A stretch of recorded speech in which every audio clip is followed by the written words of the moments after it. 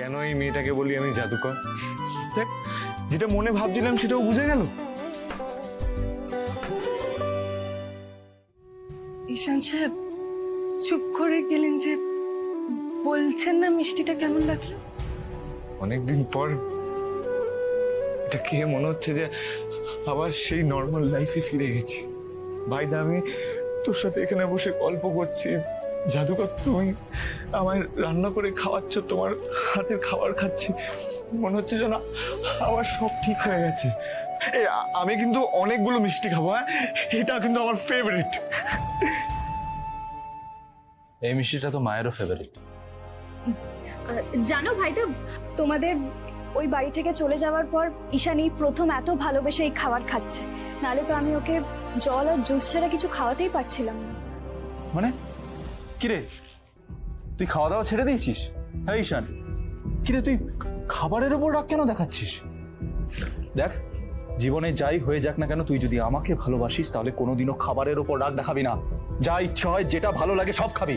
একটা কথা মাথায় রাখিস, তুই যদি খাওয়া দাওয়া ছেড়ে দিয়ে নিজেকে কষ্ট দিস তাহলে আমরা ভালো থাকবো না ঈশান, বুঝতে পেরেছিস?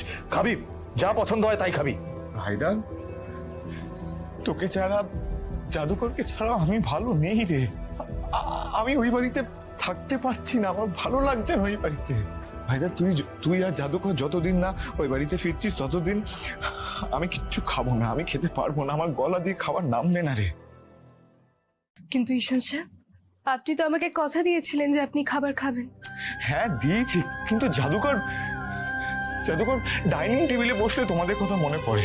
তারপর যখন ভাবি যে তোরা বাড়িতে নেই, আমি কিছু খেতে পারি না রে। বেশ, তুই থাক তাহলে তোর চয়েস নিয়ে।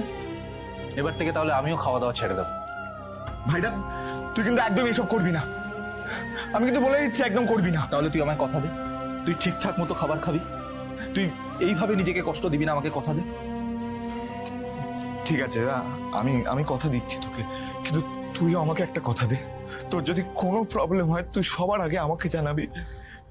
তুই কোনো প্রবলেমে কষ্ট পাবি না, তুই আমাকে কথা দে। তুই সবসময় মাথায় রাখবি যে আমি তোদের সাথে আছি, যাই হয়ে যাক আমি তোদের সাথে আছি। তুই কথা দে। আমার ভাই কতটা বড় হয়ে গেছে,